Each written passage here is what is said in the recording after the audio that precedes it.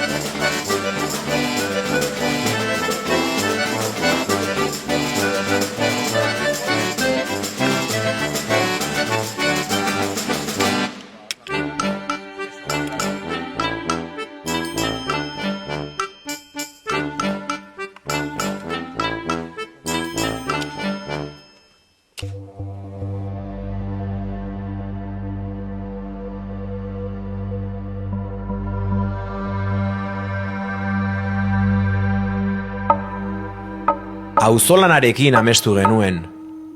Ertzetik eraikitzearekin amestu genuen. Elkarlanarekin amestu genuen. Euskara indartzearekin amestu genuen. Nafarroa oinezarekin amestu genuen. Amets horiek guztiak piztuak izan dira.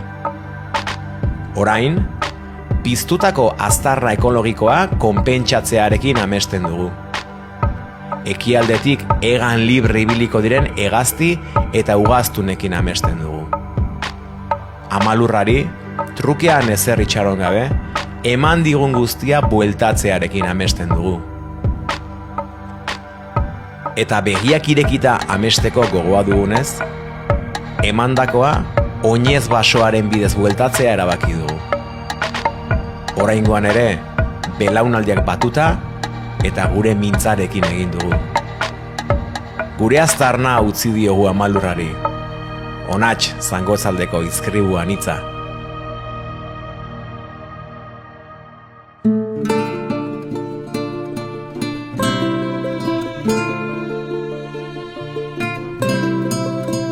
Gaur, aspaldian galduak zituen zuhaitzak bueltatu dizkiogu.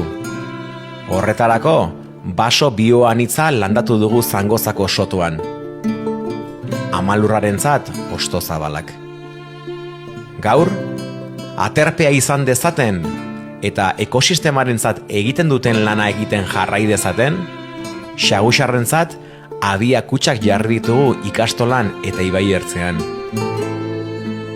Gaur, objektuei bigarren bizitza erabilgarri bat emateko helburuarekin, mota ezberdinetako hegaztiak ikusteko eta haiengandik ikasteko bi behatok ipini ditugu, Oibarren eta Zangotzan.